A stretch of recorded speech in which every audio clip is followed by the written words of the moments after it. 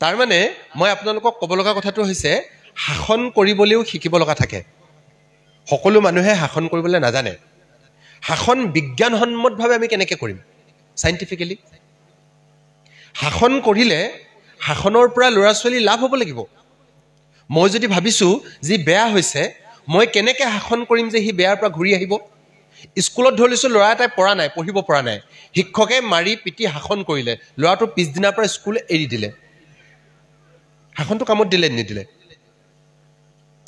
ল'ৰাটোৱে দুষ্টামি এটা কৰিলে দেউতাকে পিটিলে ল'ৰাটো ঘৰ এৰি থৈ গুচি গ'লগৈ দেউতাকেতো শাসন কৰিছিলে শাসনটো কামত দিলে নিদিলে মই বেছিভাগ সময়তে মাক বাপেকক দেখোঁ যিবিলাক মাক বাপেকে শাসন কৰে শেষত গৈ তেওঁলোকে বিফলেই হয় শাসনে একো কামত নিদিয়েগৈ তেনেকুৱা উদাহৰণহে মই আপোনালোকক বেছিকৈ দিব পাৰিম তাৰ মানে শাসন কৰাৰ নীতিটো বা শাসন কৰাৰ পদ্ধতিটো শিকিব লগা আছে তৃতীয় কথা আমি বহুত সময় কওঁ যে মাক বাপেকে নেচাই ল'ৰা ছোৱালী শিক্ষকবিলাকে যেতিয়া মই বিশেষকৈ আমাৰ স্কুলবিলাকলৈ যাওঁ স্কুলবিলাকলৈ গ'লে প্ৰায়ে শিক্ষকবিলাকে এটা অভিযোগ কৰে যে আমাৰ মাক বাপেকবিলাকে গুৰুত্ব নিদিয়ে মাক বাপেকবিলাকে ল'ৰা ছোৱালী নেচায় স্কুললৈ গৈছেনে ক'ত কি কৈছেনে নেচায় এই যে ল'ৰা ছোৱালীক নিয়ন্ত্ৰণ বা তেওঁলোকক এটা সমৰ্থন বা তেওঁলোকক যে চাই থাকিব লাগে এই কামটো কেনেকৈ কৰিব লাগে বহুত মাক বাপেকে ভাগে মইতো চায়ে আছোঁ মইতো মোৰ কৰিব লগাখিনি কৰিয়ে আছোঁ স্কুলত আকৌ পঢ়িব নোৱাৰিলে মাষ্টৰে আকৌ মাক বাপেকৰ কথা কয় মাক বাপেকে আকৌ মাষ্টৰৰ কথা কয় মানে 3 নম্বৰ মোৰ কথাটো হ'ব যে আমি যদি ছাপোৰ্ট বা সমৰ্থন দিব লাগে আমি কেনেকৈ দিম সমৰ্থনটো কেনেকৈ দিম তাৰমানে মই 3টা কথা পাতিম আজি এটা হৈছে মৰমৰ নীতি এটা হৈছে শাসনৰ নীতি আৰু এটা হৈছে সমৰ্থন বা ছাপোৰ্টৰ নীতি এই 3টা বস্তু তালমিল এই 3টা কথা জীৱনত ল'ৰা ছোৱালীৰ লগত বা মানুহৰ লগত এই 3টা নীতি যি শুদ্ধকৈ আৰু আমি ইংৰাজীত কওঁ বেলেঞ্চ ভাৰসাম্য ৰক্ষা কৰি যি ল'ৰা ছোৱালীক প্ৰতিপালন কৰিব পাৰিব যি ল'ৰা ছোৱালীক ডাঙৰ কৰিব পাৰিব তেওঁলোকৰ ল'ৰা ছোৱালী বেলেগ হ'ব মই কৈ দিয়া নাই আপোনালোকৰ ল'ৰা ছোৱালী মহাত্মা গান্ধী হৈ যাব বুলি আইনষ্টাইন হৈ যাব বুলি কিন্তু মই এই কথাটো কৈছোঁ যে যিমান ভাল হ'ব লগা আছিলে তাতকৈ যে অলপ হ'লেও ভাল হ'ব গেৰেণ্টি যিমান সি জীৱনত কৃতিত্ব লভিব লগা আছিলে তাতকৈ যে অকণমান হ'লেও বেছিকৈ কৃতিত্ব লভিব সেইটো মই আপোনালোকক একদম খাটাংকৈ ক'ব পাৰোঁ আৰু মই যিকেইটা কথা ক'ম এতিয়া সেইকেইটা কেৱল মোৰ অভিজ্ঞতা বা কেৱল মোৰ অধ্যয়ন নহয় সেইকেইটা বিজ্ঞান হয় তাৰমানে মই সন্তান প্ৰতিপালনৰ কেইটামান বিজ্ঞান ক'বলৈ লৈছোঁ আপোনালোকক এই বিজ্ঞানকেইটাহে খালি মই 3টা পইণ্টত বা নীতিত ভাগ কৰি ক'ম প্ৰথমতে আহোঁ মৰমলৈ আহোঁ যে আমি নিজে নিজে গম পাম যে আমি মৰম কেনেকৈ কৰি আছিলোঁ তাৰ আগতে প্ৰথমতে মই আপোনালোকক কথা এটা কৈ লওঁ সেইটো হৈছে বহুত মাক দেউতাকে মোক সোধে ছাৰ মৰম কৰাটো বেয়া নেকি ল'ৰা ছোৱালীক মৰম কৰিব নালাগে নেকি তো মই আপোনালোকক প্ৰথমতে কৈ লওঁ যে মৰম বেয়া নহয় এই কথাটো সকলোৱে বুজি লওক কেনেকৈ মৰম কৰিম সেইটো পিছৰ কথা কিন্তু আপোনালোকে বুজি লওক যে মৰম কৰাটো ভাল যিমান মৰম কৰিব পাৰি সিমান মৰম কৰিব লাগে মৰমটো কেতিয়াও বেয়া বস্তু নহয় মৰমে কেতিয়াও মানুহ নষ্ট নকৰে খালি তাৰ লগত বাকীকেইটা থাকিব লাগিব অকল মৰমটো হ'লে নহ'ব বাকীকেইটা কেনেকৈ কৰিম সেইটোও মই কৈ আছোঁ কিন্তু আপোনালোকে বুজি লওক মৰমে কেতিয়াও মানুহ নষ্ট কৰিব নোৱাৰে কিন্তু মৰম আমি কেনেকৈ কৰিছোঁ সেইটো দৰকাৰী কথা হ'ব আচ্ছা আমি মৰম কেনেকৈ কৰোঁ চাব দেই আমি মৰম কেনেকৈ কৰোঁ বস্তু দি মৰম কৰোঁ কোনোবা আহিলে আমি বস্তু এটা লৈ আহিলোঁ তাক বস্তুৰে বুজাই দিছোঁ যে মোৰ তোৰ প্ৰতি মৰম আছে প্ৰথম কথা মৰম বস্তুৰে হ'ব নোৱাৰিব বস্তু আমি কেতিয়া দিম যেতিয়া প্ৰয়োজন হ'ব দৰকাৰ হ'ব তেতিয়া আমি বস্তু দিম যেতিয়া আমি বস্তুৰে মৰম দিম তেতিয়া সিহঁতে এই বুলি বুজিব যদি মোক লাগ বুলি ক'লে তুমি মটৰচাইকেলখন দিয়া নাই তাৰমানে তুমি মোক ভাল নোপোৱা মোক যদি লাগ বুলি কওঁতে তুমি মোবাইলটো দিয়া নাই তাৰমানে মই তোমাৰ বাচ্চা নহয় তুমি মোক ভাল নোপোৱা মোৰ গুৰুত্ব নাই তোমাৰ কাৰণ সৰুৰ পৰা আপুনি মৰমটো কেনেকৈ দি আহিছিলে বস্তুৰে দি আহিছিলে চকলেট ইমান ভাল পাওঁ তোমাক চকলেট লোৱা কলম কাপোৰ তো মৰমত বস্তু নিদিয়ে তো বস্তুৰে মৰম আদান প্ৰদানৰ যিটো ধাৰণা আছিলে এইটো প্ৰথমতে আপোনালোকে বুজি পাওক এইটো এটা অশুদ্ধ ধাৰণা ঠিক আছে যদি বস্তুৰে নিদিয়ে মৰম কেনেকৈ দিম মই এতিয়ালৈকে আপোনালোকক কি কথা ক'লোঁ যে মৰম দিয়াটো বেয়া কথা নহয় যিমান পাৰি সিমান মৰম দিব লাগে কিন্তু প্ৰথমতে কৈ ল'লোঁ মই বস্তুৰে মৰম নিদিয়ে বস্তু আমি কেতিয়া দিম যেতিয়া প্ৰয়োজন হ'ব তেতিয়া দিম আকৌ বস্তু দিয়াৰ সিহঁতক বস্তু দিয়াৰ দেই সিহঁতৰ প্ৰয়োজন পূৰণ কৰাৰ মই এটা কথা কৈ থৈ যাবলৈ লৈছোঁ প্ৰয়োজন কেনেকৈ পূৰণ কৰিম এইটো ধনী দুখীয়া নিৰ্বিশেষে সকলো মানুহে মনত ৰাখিব লাগে আমি কেতিয়াবা কেতিয়াবা বহুত ধনী মানুহৰ প্ৰতি এটা অভিযোগ আনো যে পুতেকক লাগ বুলি ক'লে বস্তু দি বেয়া কৰি পেলালে ন পুতেকটো ধনী মানুহৰ ল'ৰা ছোৱালীবিলাক কেতিয়াবা আমি বেয়া হোৱা দেখোঁ যে তেতিয়া আমি কথাটো এনেকৈ বুজি পাওঁ যে বাপেকটো ধনী যে পইচা আছে যেতিয়াই যি লাগে দি দিলে ল'ৰা বেয়া হ'ল তেনেকুৱা উদাহৰণ ঢেৰ আছে কিন্তু বহুত ধনী মানুহো আছে যি বস্তু দিয়ে কিন্তু ল'ৰা বেয়া হোৱা নাই কেনেকৈ তাৰমানে তেওঁলোকে বস্তু দিওঁতে এটা নীতি মানি চলে সেই নীতিটো সকলোৱে মনত ৰাখিব নীতিটো কি যে লাগ বুলিলেই বস্তু নিদিয়াৰ নীতি লাগ বুলিলেই বস্তু নিদিয়াৰ নীতি বস্তু এটা আমি কেতিয়া দিম ধৰি লওক কলম এটা দিব লাগে সি ক'লে কলম এটা লাগে মা মই কি কৰিলোঁ কলম লাগে ৱা ল পইচা লাগে নে ৱা ল আমুক লাগে নে ল তামুক লাগে নে ল আচ্ছা তাৰ কি হ'ব যেতিয়া আমি লাগ বুলি ক'লে বস্তুটো দিম দিলে বৰ ডাঙৰ ঘটনা এটা ঘটিব মই আপোনালোকক এটা বিজ্ঞান এটা কৈ লওঁ আকৌ ইয়াতে এই বিজ্ঞানটো এটা গৱেষণা হৈছিলে আমাৰ সাইকোলজিত বৰ ডাঙৰ গৱেষণা এটা হৈছিলে এইটো মই সাইণ্টিষ্টজনৰ নাম নকলেও হ'ব আপোনালোকক তেওঁৰ নাম মিটচেল বুলি আছিলে তেওঁৰ নামটো ইমান দৰকাৰ নাই কিন্তু তেওঁ কাম যিটো কৰিছিলে সেইটো বৰ মজাৰ কাম এটা আছিলে মই বহুত মানুহক তেওঁৰ কামটোৰ কথা কওঁ তেওঁ কি কৰিছিলে জানা প্ৰথমতে সৰু সৰু ল'ৰা ছোৱালীক লৈ তেওঁ গৱেষণাটো কৰিছিলে সৰু বাচ্চা 3 বছৰীয়া 4 বছৰীয়া বাচ্চা কিছুমান গোটাইছিলে তেওঁ প্ৰায় 10,000 মান বাচ্চা বিং স্কুল বুলি স্কুল এখনৰ 10,000 ল'ৰা ছোৱালী তেনেকুৱা 3 বছৰীয়া ল'ৰা ছোৱালী তেওঁ গোটাইছিলে গোটাই লৈ কি কৰিছিলে তেওঁ ল'ৰা ছোৱালীকেইটা ৰুম এটালে অকলে অকলে আনি লৈ চকলেট খাবলৈ দিয়ে মিঠাই খাবলৈ দিয়ে মিঠাই খাবলৈ দি তেওঁ কি কৰিছিলে জানে মিঠাইটো দিলেতো এক প্লেট মিঠাই দিলে মিঠাই দি কয় তেওঁ বেটা তুমি মিঠাই খাব পাৰা মিঠাই তোমাক দিছোঁ খাবলৈ লওঁতে তেওঁ আকৌ ৰাখি দিয়ে ৰ'বাচোন ৰ'বা কথা এটা হ'ল তুমি মিঠাইটো খাব পাৰিবা কিন্তু মই অকণমান সময়ৰ কাৰণে 15-20 মিনিটৰ কাৰণে মই বাহিৰলৈ যাম মই আকৌ ঘূৰি আহিম বাহিৰলৈ গৈ আৰু মই নহালৈকে তুমি যদি মিঠাইখিনি নোখোৱাকৈ থাকা নহয় তেতিয়া মই তোমাক 2 প্লেট মিঠাই দিম কিন্তু তুমি নোখোৱাকৈ থাকিব লাগিব মই ঘূৰি নহালৈকে এই বুলি তেওঁ কথাটো বুজি পালে তেওঁ কি ক'লে যে মিঠাই তুমি এতিয়া খাব পাৰা কিন্তু মই ঘূৰি নহালৈকে যদি তুমি নোখোৱাকৈ থাকা তেতিয়া তুমি 2 প্লেট মিঠাই পাবা এনেকুৱা এতিয়া 1 প্লেটহে পাইছা সেই বুলি ক'লে বাচ্চাকেইটাক প্ৰত্যেকটো বাচ্চাকে কয় বাচ্চাবিলাকে কি কৰিলে জানে বেছিবিলাকে মানুহটো কথা নুশুনিলে মিঠাই পালেতো পাটাক ভৰাই দিলে আৰু মিঠাই পাই খাই দিলে দুটা মানে কথাটো শুনিলে আচ্ছা কি কৈছে সেইজনে বাহিৰলৈ যাব ন 15 মিনিটৰ কাৰণে ঘূৰি আহিব বাদ দিয়া খাই দিলে কথা নুশুনে কেইজনমান আকৌ কি হ'ল মানুহটো ওলাই গ'লতো ওলাই যোৱাৰ পাছত মানে তাৰ মানে একদম মূৰ খজুৱাইছে মানে সি পিঠি খজুৱাইছে মানে ভৰি খজুৱাইছে উপায় নেপায় শেষত খাই পেলালে কেইজনমান তেনেকুৱা হ'ল কেইজনমান এনেকুৱা বাচ্চা ওলালে মিঠাই নাখালে নহয় ৰৈ আছে একদম মানে ডট কামুৰি ৰৈ আছে আৰু কিছুমানে মানে তেওঁৰ ভিডিঅ'বিলাকো চাইছিলোঁ মই বেলেগ এগৰাকী মাতৃয়ে কোৱা ভিডিঅ' চাইছিলোঁ মাকে দি থৈ গ'লতো মিঠাই তাৰপিছত কৈছে নেখাওঁ দেই মিঠাই মা আহিলক হা মই তোক নেখাওঁ দেই ইমান খাবলৈ মন গৈছে মানে তাই তেনেকৈ কৰি আছে মানে নেখাওঁ দেই মিঠাই ৰৈ থাক দেই মা আহিলক তাৰপিছত খাম দেই মুঠতে বাচ্চাতে মিঠাই নাখালে মানুহটো অহাৰ পিছত 2 প্লেট মিঠাই লৈ একেলগতে মিঠাই খাইছে আচ্ছা তাৰপিছত আমাৰ বিজ্ঞানীজনৰ মনলৈ এটা প্ৰশ্ন আহিলে আচ্ছা এইকেইটা কি বস্তু এইকেইটা কি ধাতুৰে গঢ়া সব ল'ৰা ছোৱালীয়ে মিঠাই খাই পেলালে আৰু এই কেইটামান ল'ৰা ছোৱালীয়ে যে মিঠাই ঘূৰি নহালৈকে মানুহটো ৰাখি থ'ব পাৰিলে নিজক ৰৈ থাকিব পাৰিলে কি কথা আচ্ছা ইহঁতক চোৱা যাওক ইহঁতে জীৱনত কি কৰেনো সৰু সৰু বাচ্চাকেইটা অকণমান যাৰ মাক দেউতাক আছে অকণ কণ্ট্ৰল কৰি ৰাখিব নিয়ন্ত্ৰণ কৰি ৰাখিব দেই একদম কৰি ৰাখিব ঠিক আছে শুনি আছেনে কথাটো ঠিক আছে আমাৰ বিজ্ঞানীজনৰ মনলৈ প্ৰশ্ন আহিলে যে এইকেইটা কি ধাতুৰে গঢ়া আৰু ইহঁতেনো জীৱনত কি কৰে মই চাব লাগিব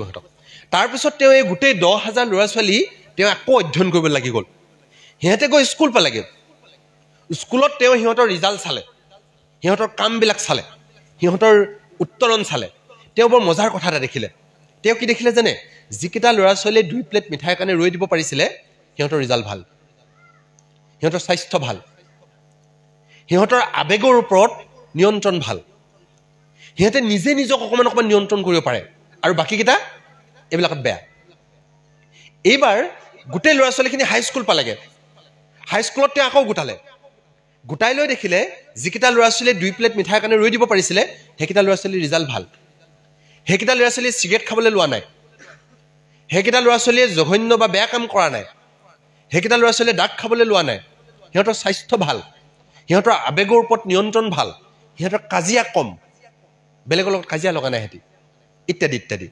গৈ কলেজ পালেগৈ তেওঁ লক্ষ্য কৰিলে 2 প্লেট মিঠাইৰ কাৰণে ৰৈ দিব পৰা প্ৰায়কেইটা ল'ৰা ছোৱালীয়ে কলেজত পঢ়ি আছে কলেজ এৰা নাই সিহঁতৰ ৰিজাল্ট ভাল সিহঁতে কিবা হিচাপে নিজৰ এটা পৰিচয় আইডেণ্টিটি লাভ কৰিছে পৰিচয় লাভ কৰিছে মানুহে সিহঁতক চিনি পায় ইত্যাদি ইত্যাদি আৰু যিকেইটাই লগে লগে খাই দিছিলে সেইকেইটাই ড্ৰাগ খাবলৈ ল'লে সেইকেইটাই চিগাৰেট খাবলৈ ল'লে কেইটামানে কলেজ এৰিলে কেইটামানে বিয়া পাতিলে ইত্যাদি ইত্যাদি তাৰপিছত আমাৰ বিজ্ঞানীজনে এটা সিদ্ধান্তলৈ আহিলে তেওঁ সিদ্ধান্তটো আমাক পোনপটীয়াকৈ ক'লে যিবিলাক ল'ৰা ছোৱালীয়ে বৰ্তমানৰ সৰুটোতকৈ ভৱিষ্যতৰ ডাঙৰ এটাৰ কাৰণে ৰৈ থাকিব পাৰিব বা ৰৈ থকাৰ যাৰ ক্ষমতা আছে ভৱিষ্যতৰ ডাঙৰ এটাৰ কাৰণে কাৰ ৰৈ থাকিব পৰাৰ ক্ষমতা আছে সিয়েই সফল হ'ব তেওঁৱেই সফল হ'ব যি ভৱিষ্যতৰ ডাঙৰটোৰ কাৰণে ৰৈ থাকিব পাৰিব এতিয়া আমাৰ কথাটো হ'ল আমি ল'ৰা ছোৱালীবিলাক এনেকৈ তোলোঁ এনেকৈ ডাঙৰ দীঘল কৰোঁ বা এনেকৈ অভিভাৱকত্ব এটা দিওঁ যে তেওঁলোকে ভৱিষ্যতৰ ডাঙৰটোৰ কাৰণে ৰৈ থাকিব পৰাৰ ক্ষমতা গোটাব নোৱাৰে কাৰণ আমি চব বস্তু লাগ বুলি ক'লে দি দিওঁ নহয় এতিয়া মই ক'লোঁ সেই ক্ষমতাটো যদি গোটাব লাগে তেতিয়াহ'লে আমি তেওঁলোকক ৰ'বলৈ শিকাব লাগে ৱেইট কলম লাগে ভাত লাগে নহ'ব লগে লগে নিদিয়ে লগে লগে নাপায় কলম যদি লাগে শেষ টোপাল চিয়াহী শেষ নোহোৱালৈকে কলম এটা মই নিদিওঁ কাৰণ কলম এটা প্ৰয়োজনতহে লাগে কলম এটা বিলাস কৰিবলৈ নহয়তো চোলা পেন বিলাস কৰিবলৈ নহয়তো আমাৰ মাকেও বিলাস কৰিবলৈ চোলা পেন লয় বাপেকেও বিলাস কৰিবলৈ চোলা পেন লয় ল'ৰাকো লাগ বুলি ক'লে বিলাস কৰিবলৈ চোলা পেন দি দিয়ে কি দৰকাৰ আছে প্ৰয়োজনত দিব লাগে আৰু ৱেইট কৰিব লাগে চোলা চাওঁ এযোৰ হ'লনে এইটো আৰু কিমান দিন পিন্ধিব পাৰি আচ্ছা তই এসপ্তাহ পিন্ধিব পাৰিবি পিন্ধি ল দুদিনৰ পিছত আকৌ কান্দিব মা চোলাটো দিয়া ন আৰু 3 দিন যাব 3 দিন পাৰিবি পিন্ধিবলৈ তই পৰালৈকে পিন্ধ যেতিয়া প্ৰয়োজন হ'ব তেতিয়া দিব লাগে মুঠৰ ওপৰত মই ক'ব বিচৰা কথাটো হৈছে তেওঁলোকক ৱেইট কৰিবলৈ ৰ'বলৈ অপেক্ষা কৰিবলৈ শিকাব লাগে বস্তু এটা ডাঙৰ বস্তু এটা পাবৰ কাৰণে অপেক্ষা কৰিবলৈ শিকাব লাগে যিবিলাক ল'ৰা ছোৱালীক আপুনি এই অপেক্ষাৰ গুণটো বঢ়াই দিব অপেক্ষাৰ গুণটো ৰৈ থাকিব পৰা ক্ষমতাটো বঢ়াই দিব সিহঁতে ভৱিষ্যতে ডাঙৰ এটা এচিভ কৰি দেখুৱাব পাৰিব বাকীবিলাকৰ কি হ'ব জানে কোনোবা এটা ক'ব ভাই ড্ৰাগ অকণ মাৰি দিব এতিয়া মই যে কওঁ কেতিয়াবা কৈ থাকোঁ ধৰক মোবাইলটো খেলিছোঁ গেম এটা খেলিছোঁ এতিয়া ল'ৰা ছোৱালীকেইটাও আছে ইহঁতেও কৈছোঁ গেম এটা যে মই খেলিছোঁ মোবাইলত গেম এটা খেলিছোঁ এইটো ভাল লাগে খেলি ভাল লাগে কোনে কৈছে বেয়া লাগে ময়ো খেলি চাইছোঁ খেলি বৰ ভাল লাগে কিন্তু ভাল লাগিলে কি হ'ব এইটো বৰ্তমানৰ সৰু ভৱিষ্যতৰ ডাঙৰটো কি আছিলে মোৰ ৰিজাল্টটো কিন্তু মোবাইলটো যেতিয়া মই খেলিবলৈ পালোঁ বৰ্তমানৰ সৰুটো পালোঁ মই ভৱিষ্যতৰ ডাঙৰটো পাহৰি থাকিলোঁ ছোৱালীজনী ভাল লাগিছে বিয়া পাতিবলৈ মন গৈছে এতিয়াই বিয়া পাতি পেলাব মন গৈছে বৰ্তমানৰ সৰু ভৱিষ্যতৰ ডাঙৰটো মোৰ কেৰিয়াৰটো আছিলে মোৰ জীৱনটো আছিলে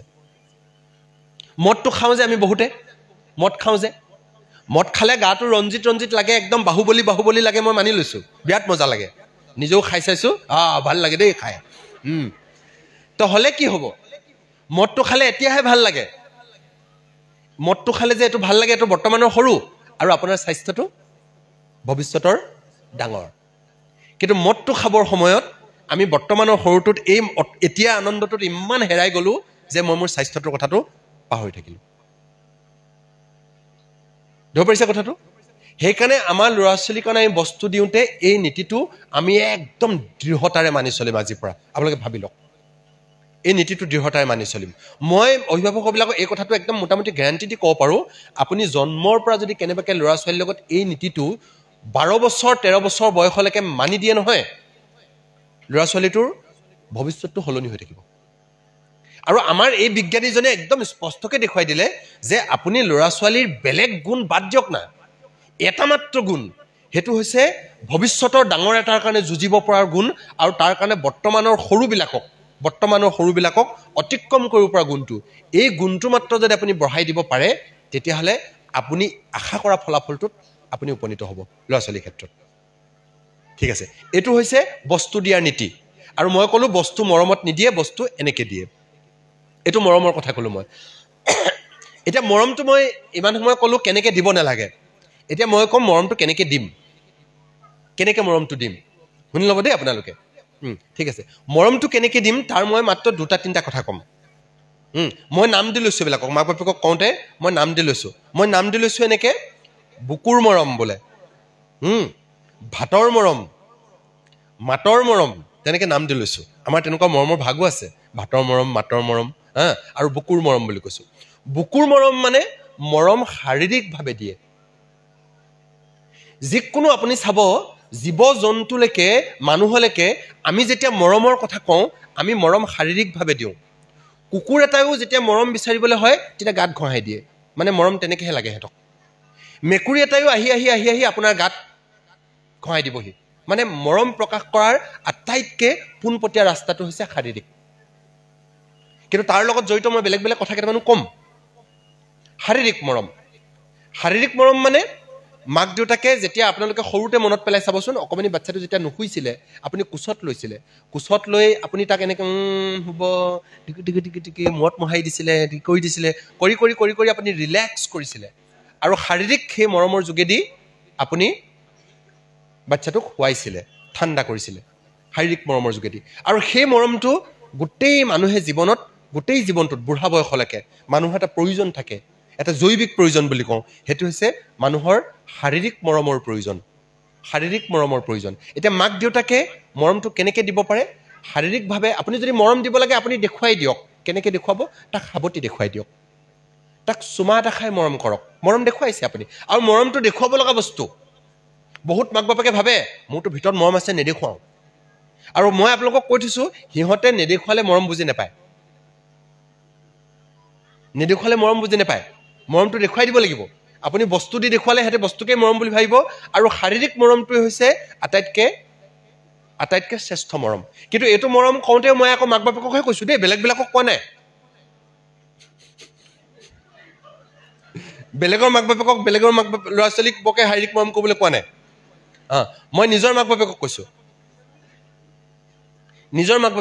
এই কথাটো সাৱধান হ'ব নিজৰ মাক দেউতাকক কৈছোঁ যে মৰম শাৰীৰিকভাৱে কৰিব লাগে আপুনি সাৱটি ধৰিব পাৰে কেনেকুৱা মই যেতিয়া সুবিধাবিলাক কৈছোঁ আপোনালোকে যেতিয়া শুবলৈ হৈছে আপুনি মূৰত মোহাৰি কাপোৰখন দি দিছে শাৰীৰিক মৰম ভাত খোৱাৰ সময়ত মূৰত মোহাৰি হাতত ধৰি আপুনি ভাত এগৰা খুৱাই দিছে শাৰীৰিক মৰম স্কুললৈ আহিবৰ সময়ত পটাপট কপালত চুমা এটা খাই পঠিয়াইছে শাৰীৰিক মৰম স্কুলৰ পৰা ঘূৰি যোৱাৰ পিছত আপুনি সাৱটি ধৰিছে শাৰীৰিক মৰম এইবিলাক শাৰীৰিক মৰম এই মৰমৰ যোগেদি আপুনি বুজাই দিব পাৰে যে আপুনি তাক মৰম কৰিছে এইটো মৰম যিমান দিলেও একো লোকচান নাই এই মৰমটো দিলে বৰঞ্চ আন কিছুমান লাভহে আছে মই তাৰ বিজ্ঞানখিনি ক'লে দীঘলীয়া হৈ যাব শাৰীৰিকভাৱে মৰম কৰিলে তেওঁলোকৰ মগজুৰ বিকাশ স্পীড হৈ যায় মগজুৰ বিকাশ ভাল হয় শাৰীৰিকভাৱে মৰম কৰিলে বোলে ল'ৰা ছোৱালীবিলাকৰ শৰীৰৰ গ্ৰথো ভাল হয় শাৰীৰিকভাৱে মৰম কৰিলে আৰু বহুত তেনেকুৱা কথা আছে যিখিনি বিজ্ঞানে প্ৰমাণ কৰিছে গোটেইখিনি মই আপোনালোকক নকওঁ কিন্তু মই আপোনালোকক এইটো কথা কৈ গৈছোঁ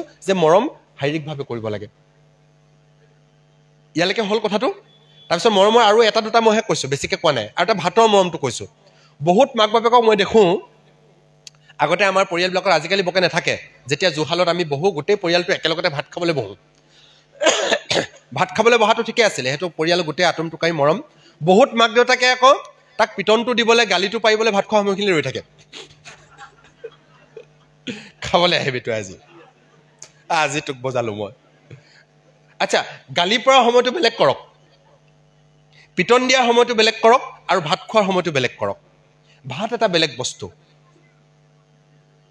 সদায় আমি বুজি পাব লাগে ভাত খোৱা সময়খিনি খাদ্য এটা পূজা হয় খাদ্য মানুহৰ কেৱল শাৰীৰিক প্ৰয়োজন নহয় খাদ্য এক আধ্যাত্মিক প্ৰয়োজন খাদ্য এক মানসিক প্ৰয়োজন আৱেগিক প্ৰয়োজন ভাত নাখালে মানুহৰ পঢ়িবলৈও মন নাযায় খাদ্যই আমিতো আমাৰ সমাজততো এটা স্বভাৱেই আছে আমাৰ এটা নিয়মেই আছে আমাৰ সংস্কৃতিয়ে আছে আমি মানুহৰ ঘৰলৈ মানুহ আহিলে আমি খাদ্য অকণ নোখোৱাকৈ পঠিয়াবলৈ বৰ অসুবিধা পাওঁ মানে খাদ্যটো সি খাই নাই পোৱাৰ কাৰণে নহয় আমি যে ঘৰত আমাৰ ঘৰলৈ আহিলে বুলি ভাত কেইটামান খুৱাই পঠিয়ালোঁ এইটো কি খাই পোৱা নাই ঘৰত পাইছে কেলৈ খোৱালোঁ কাৰণ এইটো আমাৰ কালচাৰ আৰু আমি জানো খাদ্যটো ই কেৱল শাৰীৰিক প্ৰয়োজন নহয় ই এক মানসিক আৱেগিক আধ্যাত্মিক প্ৰয়োজন গতিকে খাদ্যৰ লগত গালি আৰু পানিছমেণ্ট মিক্স নকৰিব তেতিয়া তাতকৈ অকণমান ইয়াত ফিনাইল মিক্স কৰি দিয়া নিচিনা হয় আপুনি যদি খুৱাওঁতে কেনেবাকৈ তাক গালি পাৰিম কিমান নম্বৰ পালি বহুত মাক বাপেকে মাৰ্কশ্বিট লৈ ৰৈ থাকে মই বহুত দেখিছোঁ তেনেকুৱা মাৰ্কশ্বিটখন লৈ বাপেক ৰৈ থাকিব খাবলৈ আহিল নহয় উলিয়াব আগত কি হ'ল ৰিজাল্ট আচ্ছা এই কামটো হ'ব নালাগিব মই শাসন কৰিবৰ কাৰণে শাস্তি দিবৰ কাৰণে আপোনালোকক বেলেগ উপায় দিম পিটিবৰ কাৰণে বেলেগ উপায় দিম পিটিবলৈ নক'ম বাৰু, কিন্তু শাস্তিৰ মই বেলেগ উপায় দিম। কিন্তু ভাত খোৱা সময়টো মৰম কৰাৰ সময়। আপোনাৰ যিমান খং থাকিলেও, যিমান ল'ৰাটোৰ প্ৰতি খং থাকিলেও, যিমান ডাঙৰ ঘটনা হ'লেও আপুনি নিজক নিয়ন্ত্ৰণ কৰক। নিয়ন্ত্ৰণ কৰি ভাতকেইটা ধুনীয়াকৈ খাওক। এইটো ভাতৰ মৰম। ভাতৰ মৰমটো দিয়ক, মৰমকৈ খুৱাওক। মই আগতে কিছুমান কেম্প কৰোঁ দেই। মই কেতিয়াবা 14-15 দিন ল'ৰা ছোৱালীৰ লগত একেলগতে থাকোঁ। থাকিলে মই কি কৰোঁ জানে, মই যিমান পঢ়ুৱাওঁ নহয় তাতকৈ বেছি মই কেয়াৰ লওঁ খাবৰ সময়ত। খাবৰ সময়টোত মই কি কৰোঁ, মই নিজে এখন চব্জি হ'লেও ৰান্ধোঁ। সদায় এখন চব্জি হ'লেও মই নিজে ৰান্ধোঁ। কেম্পত 40টা ল'ৰা ছোৱালী আছেতো, 40টাৰ কাৰণে মই প্ৰত্যেক দিনে চাওঁ যাতে মই এটা হ'লেও কিবা আইটেম মই ৰান্ধিম, আৰু ৰান্ধি মই ভাতটো নিজে বাঢ়িম। আৰু বাঢ়ি সিহঁতে যেতিয়া খাই থাকিব মই এবাৰ সোধোগৈ, বেটা মই কিবা এটা দিম নেকি মোৰ ফালৰ পৰা? সিহঁতি লয়, খায়, আৰু সেইটো খুব আনন্দৰে খায়। আৰু মই সিহঁতে যেতিয়া মই এৰিলে সিহঁতে কি কয় জানে, মই কিমান পঢ়ালোঁ, কি কৰিলোঁ সেইটোতো সিহঁতে মনত ৰাখেই। আৰু সিহঁতে মোক এইটো কথা বেছিকৈ কয় যে ছাৰে যে আমাক ইমান ধুনীয়াকৈ খুৱাইছিলে, ছাৰে আমাৰ খোৱাৰ যতন লৈছিলে। আৰু এতিয়াও ক'ৰবাত লগ পালে সিহঁতে মোক মনত ৰাখে যে ছাৰ আপুনি যে তেনেকৈ ৰান্ধি খুৱাইছিলে, আমাক এনেকৈ দি খুৱাইছিলে যে। তাৰমানে কি? তাৰমানে খোৱাৰ যোগেদি তেওঁলোকে মোৰ মৰমটো অনুভৱ কৰিছিলে। মোৰ মৰমটো মই তেওঁলোকৰ কাৰণে দিবৰ কাৰণে এটা ৰাস্তা বিচাৰি লৈছিলোঁ। সেই ৰাস্তাটো হৈছে খোৱাৰ ৰাস্তাটো। আৰু সেই ৰাস্তাটো যে মৰম সিহঁতলৈ গৈছে তাৰ প্ৰমাণটো হৈছে সিহঁতি গোটেই জীৱন যে মোক এই কথাকেইটা কৈ আছে। তাৰমানে মোৰ মৰমটো তেওঁলোকলৈ গ'ল। চাওক, মোৰ মৰমটো তেওঁলোকলৈ গ'ল খোৱাৰ যোগেদি। ঠিক আছে, মই মৰম কৰা দুটা ৰাস্তা ক'লোঁ। এটা হৈছে শাৰীৰিক মৰম আৰু এটা হৈছে ভাতৰ মৰম। আৰু বেলেগ বেলেগ মৰমো আছে, মই নাই কোৱা, যিহেতু মোৰ পিছৰকেইটা ক'বলৈ অকণমান সময় লাগিব, সেইকাৰণে মই নাই কোৱা এইকেইটা। ঠিক আছে, মৰম কেনেকৈ নকৰিম আৰু মৰম কেনেকৈ কৰিম এইকেইটা কথা ক'লোঁ। মই আপোনালোকক ক'লোঁ মৰম কৰাটো ভাল, বস্তুৱে মৰম কৰিব নালাগে, বস্তু দিওঁতে দেৰি কৰাৰ নীতি মানি চলিব লাগে, আৰু মৰম ভাতৰ মৰম দিব লাগে, আৰু শাৰীৰিক মৰম বা বুকুৰ মৰম দিব লাগে। বুকুৰ মৰম দিওঁতে মই আকৌ মনত পেলাই দিছোঁ, মই সেইটো মাক বাপেকৰ কাৰণে কৈছোঁ।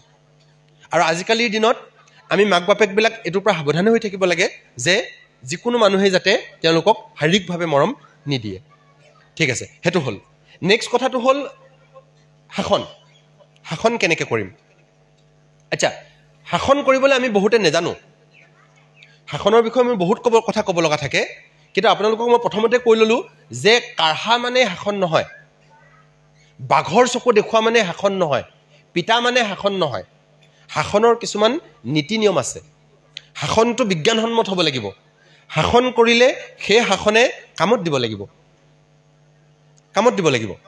মই বহুত এনেকুৱা স্কুল দেখোঁ, বহুত এনেকুৱা মাক বাপেকক দেখোঁ যিবিলাকে শাসনটোক বিজ্ঞানসন্মতভাৱে বুজি পোৱা নাই।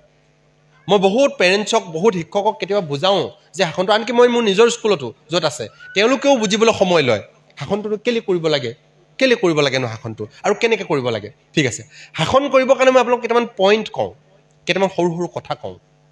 তাৰ ভিতৰত প্ৰথম কথাটো হৈছে শাসন কৰিবৰ কাৰণে আমাক এটা আধাৰ লাগিব। আধাৰ বুলি কওঁতে মই আপোনালোকক উদাহৰণ হিচাপে কৈছোঁ যে প্ৰথমতে আপোনাৰ এক্সপেক্টেশ্যন বা আশা, আপুনি আশা বা নিয়ম নীতি, কিবা এটা নিয়ম নীতি বা আশা প্ৰথমতে বুজি লওক। কেইটামান নিয়ম নীতি ঠিক কৰি ল'ব লাগিব। ধৰা হওক গধূলি বোলে 5 বজাত সোমাব লাগিব ঘৰত, এইটো এটা নিয়ম। এই নিয়মটো ঠিক কৰি ল'ব লাগিব। তাৰ পিছতহে আপোনাৰ শাসন কৰা। এতিয়া গধূলি 5 বজাত সোমালে নে নাই, যদি নোসোমালে, যিহেতু 5 বজাত নিয়মটো আছিলে, কথা নাই বতৰা নাই, ইমান ৰাতি কেলৈ কৰিলি, সেইটো নহয়। মোৰ ঘৰত নিয়মটো আছিলে নে নাই 5 বজাত সোমোৱা, 5 বজাত সোমোৱা নিয়মটো আছিলে নে নাই। কোনোবা এটাই গৈ পুখুৰীত গা ধুলেগে, কিন্তু মোৰ ঘৰত নিয়মটো আছিলে নে নাই যে ইমান সময়ত, এনেকুৱা সময়ত পুখুৰীত গা ধুব নালাগে, এইখিনিহে কৰিব লাগে। মই তেওঁৰ পৰা কি বিচাৰিছোঁ? মই বিচাৰিছোঁ এইটো কথা, এইকেইটা কথা মই তোমাৰ পৰা বিচাৰিছোঁ। কি বিচাৰিছোঁ, নিয়ম নীতি কি, কেনেকুৱা কি হ'ব লাগিব, এই গোটেই নিয়ম নীতিখিনি আৰু বিচৰা কথাখিনি মাক বাপেকে কি বিচাৰিছে নিজেই নাজানে, খালী পিতে। আৰু কি বিচাৰিছোঁখিনি তেওঁৰ লগত স্পষ্টকৈ পাতি লোৱা উচিত। কি বিচাৰিছোঁ মই তোমাৰ পৰা এইকেইটা কথা বিচাৰিছোঁ। তুমি এনেকৈ সদায় স্কুললৈ যোৱাটো বিচাৰিছোঁ, এনেকৈ এই কামটো কৰাটো বিচাৰিছোঁ, তেনেকৈ এই কামটো কৰাটো বিচাৰিছোঁ, তুমি ইমান সময়ত ঘৰলৈ ঘূৰি অহাটো বিচাৰিছোঁ, তুমি এনেকৈ কাপোৰ পিন্ধাটো বিচাৰিছোঁ, তুমি এই কামটো কৰাটো বিচাৰিছোঁ। সি কি কাম কৰিব লাগিব, কি কাম কৰাটো আপুনি বিচাৰিছে, কি নিয়ম শৃংখলা লাগিব, গোটেইখিনি দৰকাৰ হ'লে লিখি লৈ ঘৰত এখন সংবিধান বনাই লওক। এতিয়া প্ৰধান শিক্ষকে ধৰি লৈছোঁ, প্ৰধান শিক্ষকে স্কুলত এখন সংবিধান থাকে। সংবিধান মানে কেনেকুৱা নীতি নিয়ম, নীতি নিয়মখন সংবিধান বুলি তেওঁলোকে নক'বও পাৰে, কিন্তু কিছুমান নীতি নিয়ম আছে, যেনেকৈ 9 বজাত স্কুললৈ আহিব লাগিব। 9 বজাত স্কুললৈ নাহিলে এতিয়া প্ৰধান শিক্ষকে শাসন কৰিব, সুধিব, কৈফিয়ত কৰিব, আপুনি 9 বজাত কিয় নাহিলে, 9 বজাততো স্কুল অহা সময়। তাৰমানে তেওঁক সুধিবৰ কাৰণে এটা আধাৰ আছে, 9 বজা বুলি ঠিক কৰি থোৱা আছে। এতিয়া তেওঁক সুধিব পাৰি যে আপুনি 9 বজাত কিয় নাহিলে। 9 বজাত কিয় নাহিবলৈ আহিলে বুলি সুধিবৰ কাৰণে 9 বজাৰ নিয়মটো থাকিব লাগিব। যদি একো নিয়মেই নাছিলে, কথা নাই বতৰা নাই, আপুনি 9 বজাত কিয় নাহিলে সেইবুলি সুধিলে নহ'ব নহয়। সেইজনটো ক'ব, মই কেনেকৈ জানো কেই বজাত আহিব লাগে। যদি ইমান সময়ত 3 বজাত যাব লাগে, তেতিয়াহ'লে 3 বজাত যোৱা নিয়মটো লাগিব স্কুলখনত। স্কুলখনত শিক্ষক এজনে কেনেকৈ কি কি কাম কৰিব লাগিব প্ৰধান শিক্ষকে বা মেনেজিং কমিটিয়ে বনাই থৈ দিয়ে। সেইমতে নকৰিলে তেওঁক শাস্তি দিবলৈ ভাল হয়। সেইটোকে কয় আইন কানুন। তাৰমানে আইনবিলাক আগতে বনাই থোৱা থাকে। এতিয়া মই প্ৰায়বিলাক মাক বাপেকক সুধোঁ যে আপোনালোকৰ ঘৰত আইন চাইন আছেনে নাই। হাঁহে, এই ঘৰত আইন থাকে নেকি। মই কৈছোঁ ঘৰতো আইন থাকিব লাগিব। ল'ৰাটো ভাল কৰিবৰ কাৰণে স্কুলে কাম কৰিছে, স্কুলত আইন আছে। আপুনি কি ভাল কৰিবলৈ কাম কৰা নাই? তাৰমানে যদি আপুনি ভাল কৰিবলৈ কাম কৰিছে, আপোনাৰ ঘৰত এখন আইন লাগে, এখন আইন লাগে। আচ্ছা, আইনখন খালি এনেকুৱা হ'ব লাগে, তাৰ লগত পাতি ল'ব লাগে। তাক আপুনি কওক, তুমি মোবাইলটো আমাৰ বহুত মাক বাপেকে এতিয়া মোবাইলটো, ঘৰখনত মোবাইল সম্পৰ্কে কিবা আইন আছেনে নাই? একো আইন চাইন নাই নহয়, গালিহে আছে এখন। চালে গালি, চালে মাৰ, সেইটোহে আছে, কিন্তু একো আইন নাই। আচ্ছা, কথাটো হ'ল তাৰ লগত পাতিয়ে আপুনি আইন এখন বনাওক। তেওঁকে সোধক আপুনি যে বেটা, মোবাইলটো মই নাচাব লাগে বুলি কোৱা নাই, মোবাইলটো চাম, কিন্তু মই মোবাইলটো কেতিয়াৰ পৰা কেতিয়ালৈ চাম তুমিয়েই কোৱা, কেতিয়াৰ পৰা কেতিয়ালৈ চাবা। আইনখন বনাই লওঁ। সি ক'লে সি তেতিয়া ভালকৈ ক'ব, কিন্তু তাৰ আগত আপুনি এই কথাটো বুজাই দিয়ক, বেটা তোমাৰ কিন্তু পঢ়া আছে দেই, তুমি আকৌ ইমান ৰিজাল্ট কৰিম বুলি কৈ থৈছা, তুমি আকৌ IAS অফিচাৰ হ'ম বুলি কৈ থৈছা, তুমি আকৌ এনেকুৱা মানুহ এজন হ'ম বুলি কৈ থৈছা, গতিকে মোবাইলটোত কিমান সময় দিবা তুমিয়ে মোক কোৱা। তাৰপিছত দৰকাৰ হ'লে অকণ বাৰ্গেনিঙো হ'ব। মাকে ক'ব তুমি 5 ঘণ্টা কৈছা ন বেটা, কিন্তু মই 5 ঘণ্টা ধৰিলে এনেকুৱা যেন লাগিছে, এইটো ভাল হ'ব যেন লগা নাই, তুমি 4 ঘণ্টালৈ আনিবা নেকি? ঠিক আছে, অকল বাৰ্গেনিং হওক, প্ৰথমতে হওক, পিছত আৰু নহ'ব, প্ৰথমতে হওক। আমাৰ আকৌ বাৰ্গেনিংবিলাক পিছত হৈ থাকে, মা আৰু 1 ঘণ্টা চাওঁ না, হ'ব আৰু 1 ঘণ্টা বিয়া চা দেই। তাৰপিছত মা আৰু 15 মিনিট চাওঁ, পিছত বাৰ্গেনিং নহয়, আগতে বাৰ্গেনিং। প্ৰথমতেই আমি নিয়ম বনাই ল'লোঁ, কানুন বনাই ল'লোঁ, যে এতিয়া সিদ্ধান্ত হ'ল যে সেই দিনটোত 3 ঘণ্টা মোবাইল চাব। আচ্ছা, কি চাব? কানুন হ'ব লাগিব। কি চাব মোবাইলত? মোবাইলত তুমি কি ভাল পোৱা? তুমি গান ভাল পোৱা ন? তুমি ভাবাচোন, তুমি যদি এজন ভাল ছিংগাৰ হ'ব খোজা, তুমি যদি একদম গোটেই পৃথিৱীৰ কাৰণে এজন ভাল ছিংগাৰ হ'ব খোজা, তুমি বাৰু মোবাইলত কি চালে ভাল হ'ব তুমি নিজেই ভাবাচোন। সি তেতিয়া কৈ দিব, মা তেতিয়া মই গান চাম আকৌ। ভেৰি গুড, তুমি গান চাবা মোবাইলত। তুমি যেতিয়া 3 ঘণ্টা মোবাইল চাবা, তুমি কি চাবা? গান চাবা। আৰু এই নিয়মৰ আগপিছ নহ'ব, এই নিয়মৰ আগপিছ নহ'ব। তাৰপিছত আৰু বাৰ্গেনিং নচলে আৰু। সি যদি কয় তাৰপিছত মা মই অকণ ফ্ৰী ফায়াৰ খেলিও, নহ'ব। এইটো প্ৰথমৰ পৰাই এই কানুনখন থাকিব লাগিব, চব কথাতে। আৰু দৰকাৰ হ'লে এখন ৰিটেন লিখা লিখি। আনকি মই বজাৰলৈ গ'লেও বহুত ল'ৰা ছোৱালীক এইটো কাৰণে মই এই নতুন কিতাপখন লিখিছোঁ, বজাৰলৈ গ'লেও মই কানুন বনাই নিবলৈ কওঁ যে বজাৰত বেটা তুমি কি ল'বা, তোমাক কি দিম বস্তু, কি ল'বা এতিয়াই কোৱা, কি লাগিব তোমাক। নহ'লে বজাৰত গৈ কি কৰিব জানে, মা এইটো লাগে, দেউতা এইটো লাগিছিলে মোক, মা সেইটো লাগে, নাই চলেগা। ঘৰত যদি আপুনি আগতীয়াকৈ চুক্তি কৰি যায় নহয়, বেটা তুমি বজাৰলৈ নিম মই, কি লাগিব আগতীয়াকৈ কোৱা, তেতিয়া কি হয় জানে, তাৰ সেই ইমিডিয়েট মই যে ক'লোঁ লগে লগে তাৰ যে তাৎক্ষণিক পটককৈ কিবা এটা লগা বস্তুটো যে এই আৱেগটো নিয়ন্ত্ৰণ কৰিবলৈ সুবিধা হয়। আৰু এই যে ইমিডিয়েট লগে লগে লাগে, এই আৱেগটোক আমি নিয়ন্ত্ৰণ কৰিব লাগে। আৱেগটোক নিয়ন্ত্ৰণ কৰিবৰ কাৰণে আমি কি কৰিলোঁ চাওক, আগতীয়াকৈ কানুন বনাই ল'লোঁ, আইন বনাই ল'লোঁ। শাসন হ'বলৈ হ'লে কানুন লাগিব। চৰকাৰে আমাক কেনেকৈ শাসন কৰে জানেনে নাই? কানুন আছে। স্কুল এখনে কেনেকৈ শাসন কৰে জানেনে নাই? কানুন আছে। তো ঘৰখনে শাসন কৰিব নাজানে, কানুন নাই। শাসন কৰিবলৈ একো আধাৰেই নাই। কানুনখন থকাৰ পাছত তাৰ পিছৰ কথাটো হ'ব, কানুনখন মই একেবাৰে ভাৰতীয় সংবিধানৰ নিচিনা আম্বেদকাৰক লিখুৱাই পাছ কৰি ল'বলৈ কোৱা নাই, কিন্তু তাৰ লগত পাতি এটলিষ্ট আপুনি কেইটামান হ'লেও নিয়ম ঠিক কৰি থওক, নিয়মবিলাক ঠিক কৰি থ'ব লাগিব। তেতিয়াহে আপুনি শাসন কৰিবলৈ এটা আধাৰ পাব। তাৰপিছত নেক্সট কথাটো হ'ল, আপুনি এতিয়া কাঢ়া, আপুনি কানুনত কাঢ়া, আপুনি উচ্চতম ন্যায়ালয়তকৈ ছাৰ, বুজিছেনে কথাটো? কানুন যে হ'ল তাৰ লগত পাতি হৈছে মোৰ, তুমি বেটা তাৰ সন্মতি দিছা, তুমি চুক্তি কৰিছা, তাত তোমাৰ সন্মতি আছে। তাৰপিছত তুমি আৰু কাইলৈ যদি মোবাইলটো 3 ঘণ্টা ঠাইত 4 ঘণ্টা চাওঁ বুলি কোৱা, তেতিয়া নহ'ব। তেতিয়া আপুনি কথাই নুশুনে, তেতিয়া আপুনি মৰম নেচেলাব। মোৰ আৰু ইমান মৰমৰ ল'ৰাটো কান্দিছে পাই নহ'ব। কান্দিছে, কান্দিবলৈ দিয়ক। কান্দিলে নমৰে। কিন্তু আপুনি তাক এই ধৈৰ্যটো, এই দৃঢ়তাটো আৰু নিয়মত চলাটো শিকাবই লাগিব। সেইটোহে ডিচিপ্লিন। কানুন লাগিব আৰু কানুনত আপুনি কাঢ়া। ইয়ালৈকে বুজিলোঁ। 1 নম্বৰ কথা, কানুন লাগিব। শাসন কৰিবলৈ কানুন লাগিব, আইন লাগিব, মানে নিয়ম নীতি লাগিব। আপোনাৰ কি আশা আছে, এক্সপেক্টেশ্যন, সেইখিনি স্পষ্ট কৰি ল'ব লাগিব। 2 নম্বৰ কথাটো হৈছে তাত আপুনি কাঢ়া। এতিয়া মই আপোনাক তাত ঢিলা হ'বলৈও ক'ম। এতিয়া আপোনাক মই প্ৰথম ক'লোতো কাঢ়া, এতিয়া মই ক'ম আপুনি ঢিলা। আপোনাৰ ল'ৰা ছোৱালীটো। আৰু আপুনি তাক অকল আপুনি আঙুলিত ধৰি লৈ ফুৰিলে নহ'ব নহয়। তেওঁ পৃথিৱীখন আপুনি কাইলৈ মৰি থাকিব। কাইলৈ নমৰে বাৰু, তেওঁ আৰু সিহঁততকেতো সোনকালে মৰিব। আপুনি এৰি থৈ যোৱাৰ পাছত সি নিজক চম্ভালিব পাৰিব লাগিব নহয়। গতিকে তাক আপুনি, ছোৱালীজনীক আপুনি আত্মনিৰ্ভৰশীল কৰি থৈ যাব লাগিব সকলো ফালৰ পৰা, মানসিকভাৱে, আৱেগিকভাৱে। একদম ডাঙৰ হোৱালৈকে, বিয়া পতালৈকে মাকে আৰু আচলত ধৰি এনেকৈ লৈ ফুৰিলেও নহ'ব। বজাৰলৈ, তিনিআলিলৈ যাওঁতেও বোলে যা কোনোবা এটা যা, আমুকত যা, বাছলৈ সেই 1 কিলোমিটাৰ বাছত যাওঁতেও মাকৰ লগতহে যাব, বাপেকৰ লগতহে যাব। এইটো এটা ভুল কথা। সকলো সময়তে আপুনিয়ে আপোনাৰ নজৰত ৰাখিব, একদম চকু এনেকৈ ৰাখিব, ছোৱালী বহিছে নেকি, উঠ হৈছে নেকি, ছোৱালী খাইছে নেকি, চব আপুনি নোৱাৰে তেনেকৈ কৰিবলৈ। আৰু সেইটো কৰা অনুচিত। তেওঁক আপুনি, ছোৱালীজনীক আপুনি আত্মনিৰ্ভৰশীল, তাই যাতে নিজে নিজৰ দায়িত্ব ল'ব পাৰে। এই তিনিআলিটোলৈ ওলাই যাওঁতে তাই যাতে গণ্ডগোল নলগোৱাকৈ নিজে ঘূৰি আহিব পাৰে। ল'ৰাটোৱে স্কুললৈ যাওঁতে একো বেয়া কাম নকৰাকৈ নিজে ঘূৰি আহিব পৰাকৈ তেওঁক আপুনি আত্মনিৰ্ভৰশীল বনাব লাগিব। বনাব কেনেকৈ, মই সেই কথাটো কৈ আছোঁ এতিয়া। আত্মনিৰ্ভৰশীল আপুনি কেনেকৈ কৰিব? মই এটা সৰু উদাহৰণ দিছোঁ।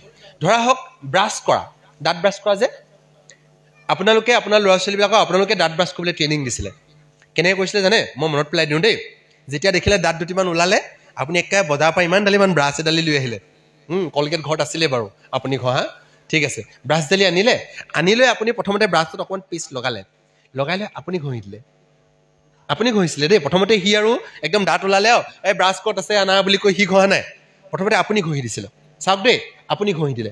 ঘঁহি দিয়াৰ পিছত কেইদিনমান আপুনি ঘঁহিলেতো, ঘঁহাৰ পাছত আপুনি কি কৰিলে জানে? তাৰ হাতখন আনি ব্ৰাছত লগালে আৰু তাৰ হাতখনৰ ওপৰত আপুনি ঘঁহিলে। এনেকৈ ঘঁহি আছে আপুনি। তাৰপিছত কেইদিনমানৰ পাছত আপুনি কি কৰিলে চাব দেই, আপোনাৰ হাতখন তাৰ পৰা এৰি দিলে। এৰি দি আপুনি চাই আছে, এইফালে নে, এইফালে মাৰ, এইফালে কৰ, ব্ৰাছ কৰি হ'ল, হৈ গ'ল, বঢ়িয়া, ব্ৰাছ কৰি হ'ল। তাৰপিছত আপুনি আৰু অকণমান ঢিলা কৰি দিলে। আপুনি কি কৰিলে চাব দেই, আপুনি অকল মনত পেলাইছে, বেটা আমুকত ব্ৰাছ আছে, আমুকত পেষ্ট আছে, দাঁত ঘঁহা, ৰাতিপুৱা হ'ল, দাঁত ব্ৰাছ কৰা। তাৰপিছত মনত পেলাওক, আপুনি সেইটোও নকৰে, খাবৰ সময়ত এবাৰ সুধিলে, দাঁত ব্ৰাছ কৰা হ'ল, হৈ গ'ল। তাৰপিছত এতিয়া আৰু ডাঙৰ হোৱাৰ পিছত আপুনি নুসুধে আৰু, এতিয়া নুসুধে। এতিয়া সুধিলে সি দমহে দিব, ওলা বুলি ভাবিছ নেকি মোক। আচ্ছা, কাহানীটো কেনেকৈ ঘটিলে চাওকচোন। প্ৰথমতে আপুনি তাক সি যে নিজে দাঁত ব্ৰাছ কৰিব পৰা হ'ল, গোটেই যাত্ৰাটো আপুনি চাওকচোন। প্ৰথমতে কি কৰিছিলে? আপুনি কৰিছিলে। আপুনি কৰাৰ পিছত আপুনি নিয়মটো ঢিলাই আনি আছিলে। চাওকচোন এতিয়া নিয়মটো ঢিলাই আনি আপুনি নিয়ম নাইকিয়া কৰি দিলে, সি নিজে কৰি থাকে। এতিয়া ধৰিব পাৰিছে কথাটো? এতিয়া ছোৱালীজনীক আমি তেনেকৈ কৰিব লাগে। তাই তিনিআলিলৈ যাওঁতেও প্ৰথম দিনা মই লৈ গৈছোঁ, কাৰণ কি কৰিব ঠিকনা নাই নহয়। তাৰপিছত লাহে লাহে মই কি কৰিছোঁ, তাইক আত্মনিৰ্ভৰশীল হ'বলৈ এৰি দিব লাগে।